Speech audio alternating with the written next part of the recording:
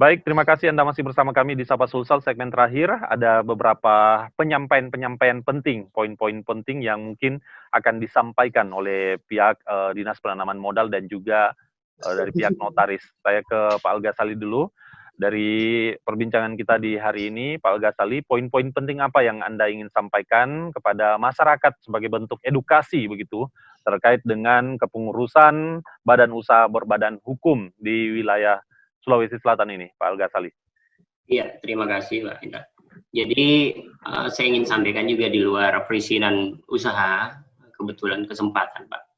Jadi, yang berbayar di kantor kami untuk saat ini hanya IMB, Pak. IMB saja ya? Ya. Oke, yang berbayar ya? Karena aturannya masih dipungut biaya. Saya dengar-dengar ada aturan baru, ini belum disahkan, mungkin masih sekedar usulan. Jadi kalau izin usaha itu semua gratis, Pak. Jadi tidak ada pembayaran dimulai di tahun 2017. Jadi tidak ada retribusi untuk izin usaha. Terus poin penting persyaratannya yang harus dipenuhi sebelum masuk, perlu dicatat mungkin ini linknya OSS. OSS itu kepanjangan dari online single submission. Jadi silakan masyarakat mendaftarkan usahanya lewat oss.go.id. oss.go.id. Ya. Di mana dalam situ ada klasifikasi, mungkin sempat tadi disinggung masalah besar dan kecilnya. Jadi ada untuk usaha mikro pun sudah terdapat di OSS. Ya, jadi mau CV, mau PT, perorangan, mikro ini sudah ada di OSS. Adapun persyaratannya itu yang awal pertama adalah membuat akun dulu. Akun itu yang dibuat berdasarkan nomor induk kependudukan. Ini sudah terkunci datanya, Pak. Kalau sudah punya nomor NIK, berarti datanya sudah dipegang oleh pemerintah. Jadi ingat masyarakat jangan lupa passwordnya. Dalam membuat akun itu masuk ke emailnya, email untuk password ke OSS. Jadi emailnya dimasukkan ke dalam pembuatan akun, terus password untuk login ke OSS itu ada dalam email pemohon. Baik. Ya. Setelah itu sudah masuk ke akun, silakan dipersiapkan KTP-nya, nomor emailnya, nama emailnya, nomor teleponnya, MPWP-nya, legalitas perusahaan dalam hal ini akta dan terdaftarnya AHU-nya, dan silakan melakukan perintah-perintah lanjutan yang ada dalam OSS. Baik. Selengkapnya masyarakat bisa mengakses langsung ya, oss.go.id. Saya edukasi sedikit dalam pemilihan usaha di situ ada kata perseorangan dan non perseorangan. Jadi non perseorangan itu seperti kayak PT, CV itu firma tadi masuk semua di kolom non perseorangan. Kalau perseorangan ya sendiri tanpa legalitas perusahaan, tanpa akta notaris. Setelah itu ada lanjutan berikut, tinggal diisi sampai ke maksud dan tujuan sudah terlewati. Kalau sudah terlewati maksud dan tujuan, tidak lama lagi tuh tinggal satu step selesai isinya, Pak. Baik. Jadi memang kuncinya di legalitas saja ini. Sepanjang persyaratan dipenuhi, cepat pelaksanaannya dan pengurusannya juga terbilang simpel begitu Pak ya, Al-Ghazali ya. Yang mau edukasi juga Pak. Ya, singkat dulu yang dikeluarkan dulu itu ada namanya TDP, izin gangguan dan SIUP. Sekarang ini di OSS itu ada nama, sudah izin gangguan sudah tidak ada Pak, sudah dicabut. Terus yang keluar sekarang itu nomor induk berusaha. Nomor induk berusaha ya. Terus kalau dulu itu kita mengenal SIUP, semua jenis usaha itu masuk kategori surat izin usaha perdagangan, baik kontraktor, konstruksi, baik jasa-jasa, itu masuk di SIUP. Di OSS itu sudah terpilah, kalau dia konstruksi yang keluar izin usaha jasa konstruksi, bukan di SIUP-nya. Kalau dia perdagangan baru SIUP. Nah, ini saya perlu edukasi. Kalau dulu SIUP itu semua bidang usaha yang ada dikeluarkan oleh BPS tertuang dalam SIUP. Kalau di OSS itu terpilah sendiri. Nomor induk berusahanya itu, jadi nomor induk berusaha itu layaknya nomor induk kependudukan. Satu perusahaan satu nomor.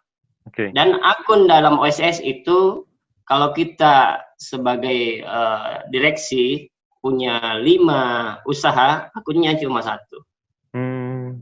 Ya, itu. Supaya bisa datanya terpantau semua, Pak. Oke, baik. Terima kasih, Pak Al-Ghazali. Saya ke Ibu Brilian, notaris di Kota Makassar. Ya, Ibu Brilian, poin penting yang ingin disampaikan terkait dengan upaya pemerintah begitu ya untuk membuat masyarakat teredukasi dalam hal kepengurusan badan usaha berbadan hukum. Apa yang ingin disampaikan, Ibu? Silakan. Terima kasih, Pak Hendra. Mungkin yang sepanjang pengetahuan kami sebagai praktisi, apa yang sudah dilakukan oleh Kementerian Hukum dan HAM dalam hal ini Direktorat Jenderal Administrasi Hukum Umum itu adalah sudah sangat baik. Sepengetahuan kami di Administrasi Hukum Umum, Dirjen AHU itu adalah Direktorat Jenderal AHU itu adalah yang pertama kali dalam kaitan dengan notaris ya mengeluarkan inovasi untuk menggunakan sistem online, dan itu sangat membantu notaris, apalagi dengan inovasi-inovasi yang dilakukan dari tahun ke tahun. Menurut saya Kementerian Hukum dan HAM adalah satu kementerian yang sangat bagus kinerjanya dalam hal membantu kami membantu masyarakat di dalam, terutama di dalam kaitan dengan izin usaha. Nah, dan sejauh yang kami lihat sudah sangat bagus. Cuman dalam kaitan dengan perizinan OSS, Pak Ghazali mungkin dari PTSP barangkali harus ada juga sosialisasi ke masyarakat, terutama dalam kaitan dengan izin yang belum bisa diaktifkan. Ada kata-kata izin ini belum efektif. Itu pengaktifannya itu kemana, bagaimana caranya, dan juga kemarin sempat saya bertanya ke bagian PTSP Kota Makassar, katanya masih tetap ada pengurusan situ manual, SIUP manual berdasarkan perwali ya.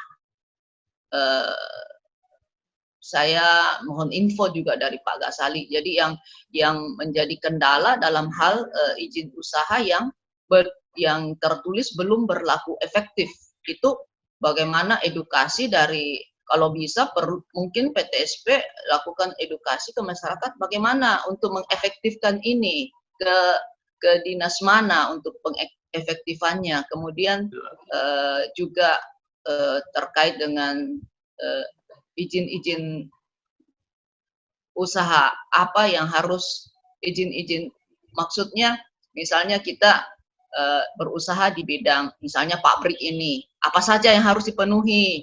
Mungkin itu mungkin ya masyarakat perlu diedukasi, Pak Ghazali. Oke. Baik, singkat Pak Ghazali, singkat. Iya, makasih Bu Brilian. Jadi dalam istilah OSS itu ada kata efektif. Efektif itu apa yang ditandai oleh pemohon sendiri dalam mengajukan permohonan. Jadi kalau dulu saya beri gambaran, dulu kita bawa berkas. Berkasnya dulu, baru kita selesaikan.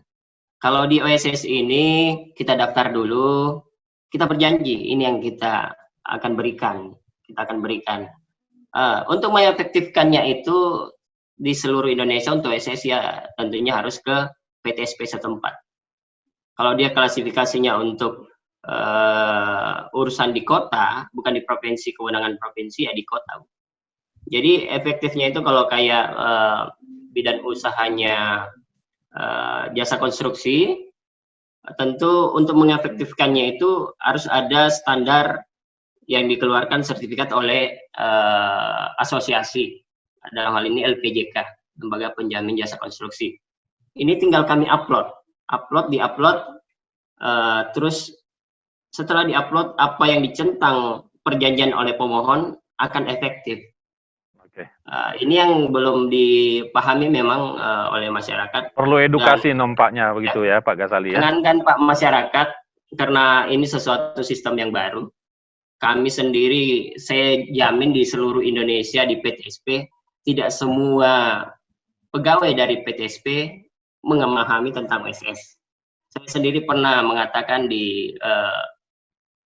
baik di Kementerian Kominfo, Kementerian Perekonomian, tidak semua juga di sana saya bisa jamin mungkin 40% yang memahami tentang OSS, karena adanya pengaduan yang melalui sistem itu terkadang sebagian aja yang memahami tentang OSS. Jadi ini karena sesuatu sistem yang baru.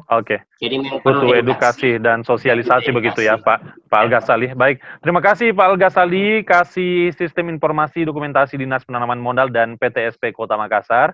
Dan terima kasih juga Ibu Brilian Teoris yang merupakan notaris senior nih di Kota Makassar. Terima kasih atas kesempatannya sudah berdialog dengan kami di kesempatan pagi hari ini. Terima kasih banyak.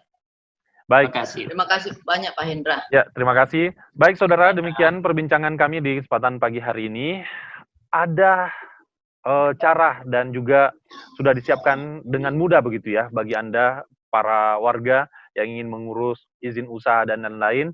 Ada langkah yang begitu mudah yang sudah dipersiapkan. Jadi Anda diberikan kesempatan begitu ya jika ingin mengurus izin usaha, tentunya dengan mudah sudah disiapkan dan tadi sudah disampaikan persyaratan-persyaratan dan juga langkah-langkahnya. Semoga saja ini semuanya bisa berjalan dengan lancar dan peningkatan perekonomian baik itu warga dan juga pemasukan bagi pemerintah juga begitu sejalan begitu ya. Baik, ya itulah tadi perbincangan saya terkait dengan meningkatkan pengurusan badan usaha berbadan hukum di wilayah Sulawesi Selatan khususnya di Kota Makassar.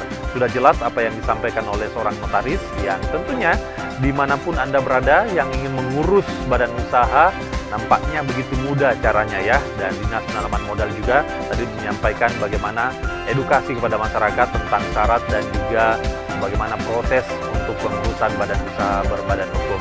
Demikian perbincangan kali ini yang bekerja sama dengan pihak Kementerian Hukum dan HAM. Saya Hendra Bakti mengakhiri acara ini sampai di sini. Terima kasih dan sampai